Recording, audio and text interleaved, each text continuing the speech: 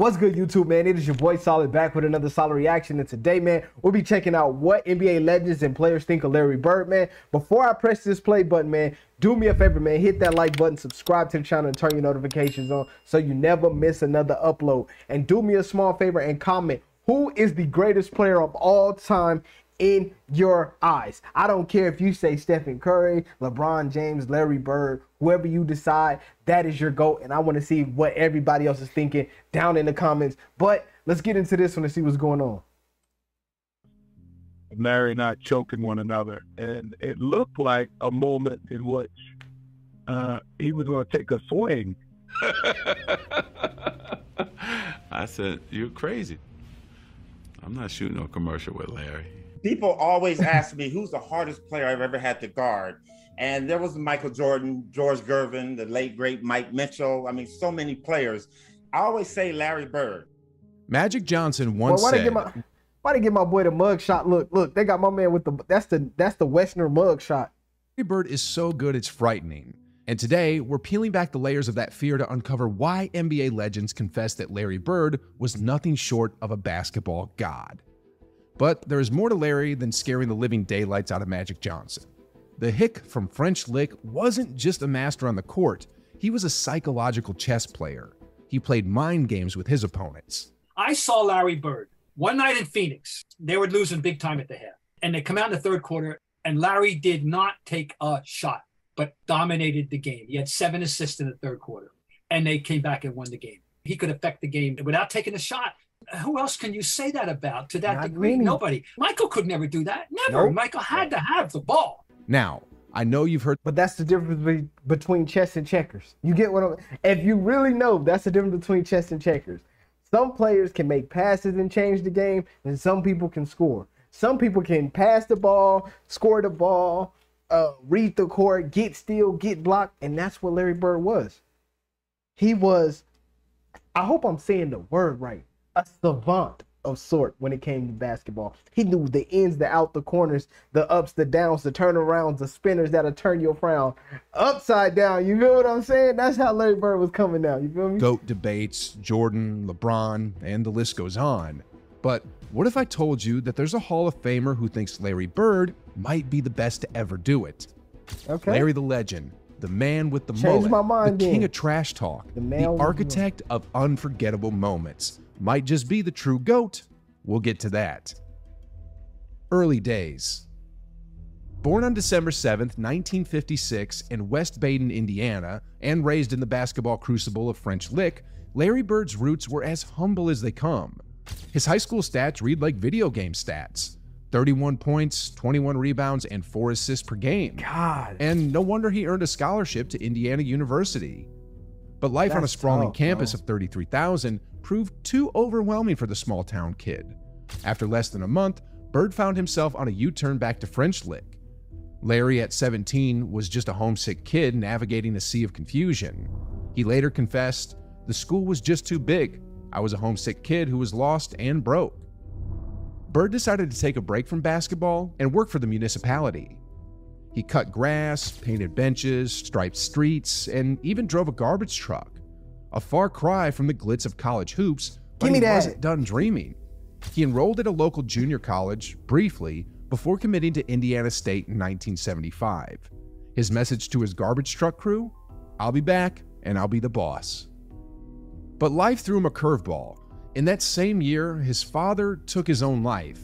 It was a gut-wrenching blow. Bro, that was one of the saddest things I saw on what was it called? Overtime. Bro, that hurt me to my core, bro, cuz you know, and I don't know if that's what actually happened. I really don't know. But the way his dad was trying to tell him like son, you got to do more because that's the goal for me. Without you doing that, I don't got nothing to live for. And that just, it hit me, bro, so deep, bro. I cried right there. I was like, I turned it off. I remember, and my wife was like, "Why are you turning it off?" I'm like, man, I can't watch this no more. Would have shattered most, but Bird found solace on the court. After taking a season off as a transfer, he scored more than 30 points per game in his first 2 years dang. at Indiana State. As a junior, he earned All-American honors. Now, despite Get him being in a the college air. sensation, Larry wasn't a shoo-in for the top NBA picks in 1978. Not first, not second, not even third. It took until the 6th pick for the Boston Celtics to roll the dice on Bird, hoping he'd sprinkle some of his Midas touch on the struggling franchise. Bird, armed with a 5-year... Was the Celtics struggling? Because I don't think the Celtics are struggling. I mean, they had just came off of having Bill Russell for a while. They were probably going through a rebuilding stage. But could you consider that struggling? Like, I don't know. $3.25 million contract entered Boston with skeptics questioning if he was worth the investment. Spoiler alert, he was. Yeah, no matter how good I am, I'm still just a hick from French Lick, he humbly declared. But those doubted him were swiftly silenced. In his rookie season, Bird orchestrated a Celtics revival. He took a lackluster 29-53 Boston Celtics squad and turned them into a 61-21 powerhouse. That's not a rookie season. That's... Bro, one player can do that. I don't even think Mike did that. Like, I think Mike did decent, but that is crazy. From 21 to 61 games, that's a 40 win difference. That's like changing the game. Alternative, that goes from, man, don't worry about the Celtics. They ain't got nobody to, man, we got to be ready to play the Celtics. They got somebody, like, real quick. Them into a 61-21 powerhouse. He like, look, that's not a rookie season. That's a rookie resurrection.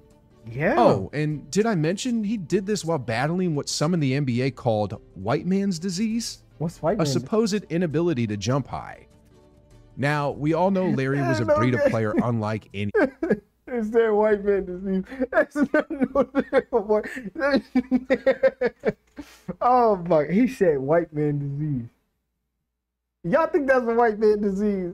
Be real, because I don't think that's a white man disease. That's crazy. He said battling white man disease. This while battling what some in the NBA called white man's disease. That's crazy. A supposed inability to jump high. Now, we all know Larry was a breed of player unlike any other, standing tall at 6'9", with passing skills and court vision that left fans in awe. And let's not forget, he was one of the pioneers of the three-point shot, making it rain long before it became the norm.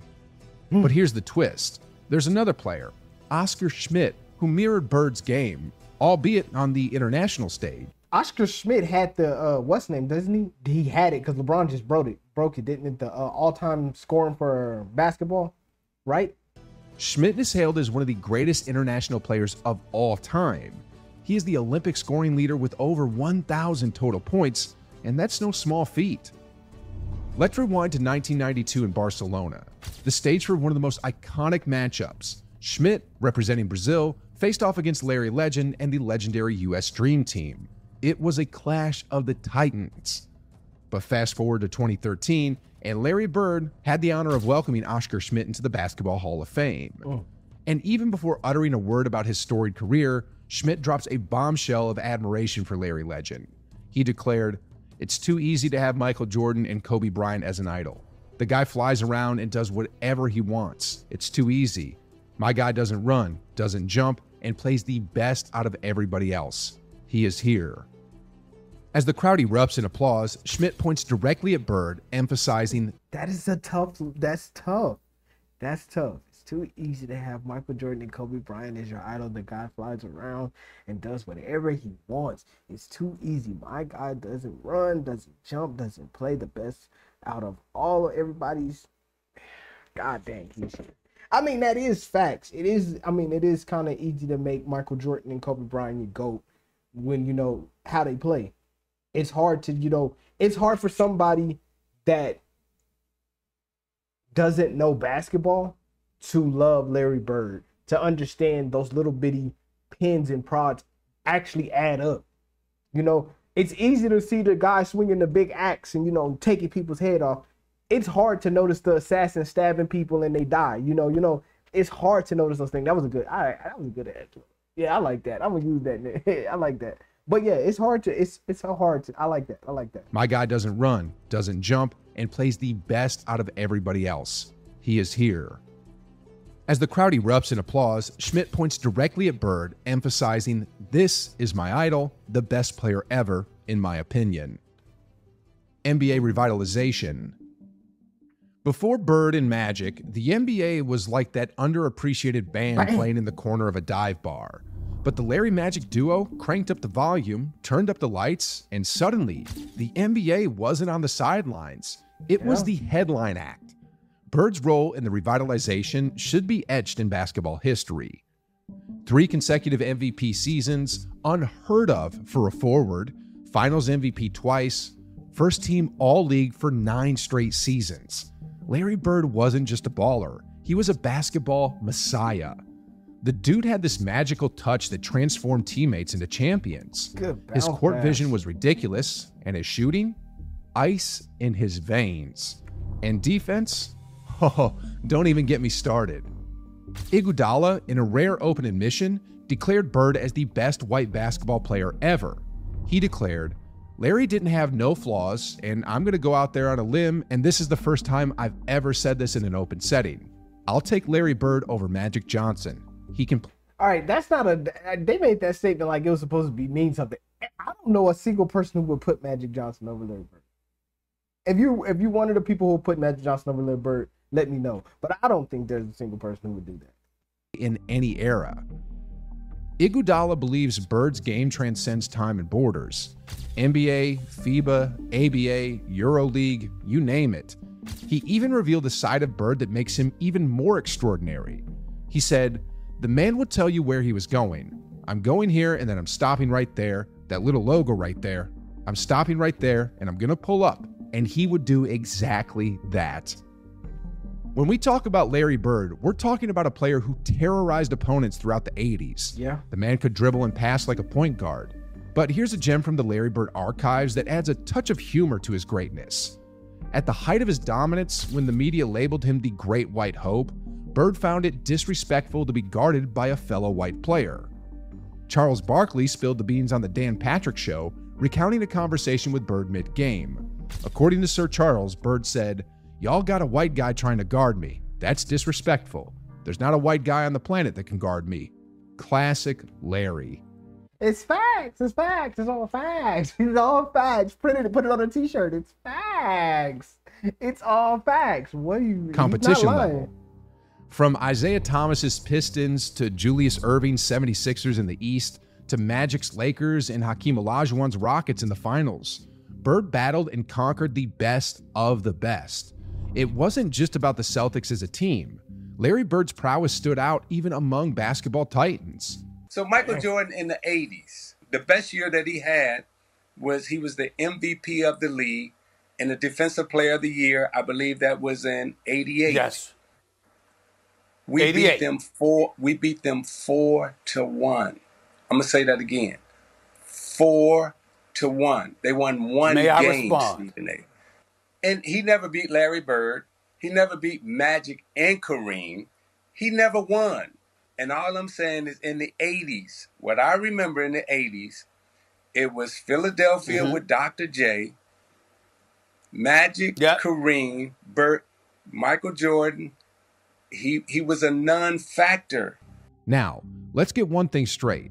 Larry Bird... That is facts, but we also got to look at his age, bro. He was still young. He didn't know what he was doing. I feel like he didn't get into the stride until after 89, and then that's when he started being the Michael Jordan. I think we always loved Michael Jordan, but the one that was a killer, the killer instinct, I think that's when it came about. Career isn't a stat sheet symphony. He wasn't topping the league in scoring or rebounding, nor was he etching his name into the record books for assists.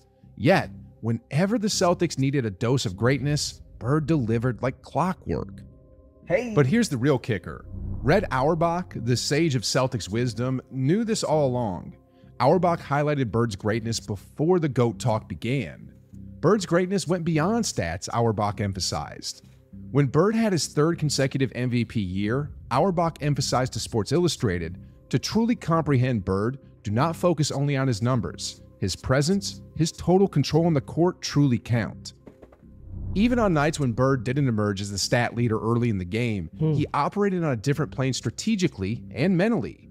Auerbach, in a recent reflection, stated, "After extensive soul-searching, I believe he is one of the greatest players to ever wear an NBA uniform." It wasn't about the numbers. It was about Bird's chess-like mastery of the game. Fast forward to today, and the challenge lies in persuading others of Bird's unique greatness.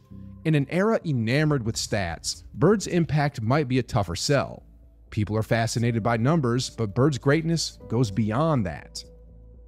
Post-1986 era. Now, the tale takes a turn after the 1986 season. Bird faced a formidable adversary, a relentless back injury that lingered until the twilight of his career in 1992. Bird's resilience was tested in a battle, casting shadows on his performance. However, glimpses of his prime still flickered. Amidst adversity, Bird showcased flashes of brilliance that defined his greatness. Take, for instance, the classic shootout against Dominic Wilkins in the epic Game 7 of the 1988 Eastern Conference Finals.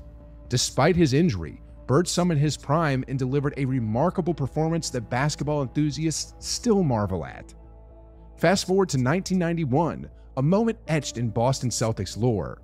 Bird, battling not just opponents, but the physical toll of a head injury, took center stage in the fifth and deciding game of the series. Despite his injury, he orchestrated a takeover, proving Larry Legend's greatness. Now, the question lingers, what could Bird have achieved if his back had held up? I'm gonna tell you right now, the sky's the limit. I think if Larry doesn't get injured, I'm saying Larry at least gets 3 more chips. Let's be honest. I think Larry gets 3 more chips, which means, and we're being bluntly honest, that means Mike probably don't get 6. That means Mike ends up with 3. Yeah.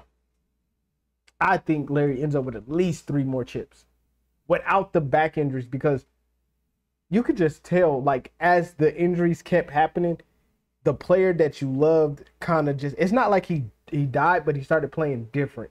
He started, you know, moving different and couldn't do what he could do before. So I really think that might have been a big issue. I'd say 3. I'd say 3. You think otherwise, put it in the comments. The query destined to remain unanswered, lost to the realms of hypotheticals. But for a remarkable 7-year span, from 1980 to 1986, Larry Bird reigned supreme. His impact transcended mere statistics. So, was Larry Bird the basketball god? Well, that's subjective. But one thing is undeniable. He should never be far from the conversation. Whether it's his on-court finesse, his quirky remarks, or the battles against the NBA's elite. Lee Brown beat John Paxson off the pitch.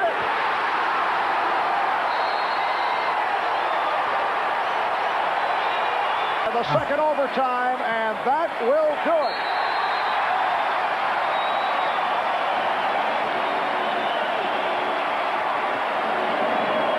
The Boston Celtics in double overtime and defeated the Chicago Bulls 135 to 132 in a wild one. Oh, and speaking of Larry Bird's greatness, make sure to click right over here to check out this video. All right, man, that is the end of this video, man. Y'all know I'm a big Larry Bird fan. And I mean, over time of watching Larry Bird, my structure on top 5 greatest players of all time has changed. You know, I do still consider Michael Jordan my greatest player of all time. It'd be Larry Bird, then Steph. And I know people are like, why is Stephen Curry in there? Bro, Steph has changed the game so much, man. He has been one of those players that you really have to give your flowers to. Kobe, and it's sad to really say, but because of everything he has accomplished, I have to put him there. I don't want to, but I have to put him there because numbers don't lie, and it will be LeBron James. So that will be how my lineup go. It would be Mike, Larry, Steph, Kobe, and LeBron. And it's a really close fight between LeBron and Shaq. I know a lot of people are like, man, but you got Shaq there. Shaq was amazing, you know, and he was.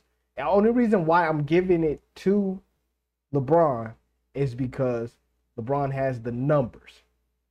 Only reason why Steph is in this, even in here, is we have to really look at Steph's whole body of work of play and really pay attention to how he's changed the game of basketball. We may not have liked the way he changed the game of basketball, but Steph has turned the game into a shooter's league. It has made the 3-ball the most dominant shot in the league. So we have to take that into accountability, man. But, man, thank y'all guys for checking out this video, man. If this is your first time seeing me on your screen, man, hit that like, subscribe. I'll see y'all in the next video, man. Y'all be easy and stay safe.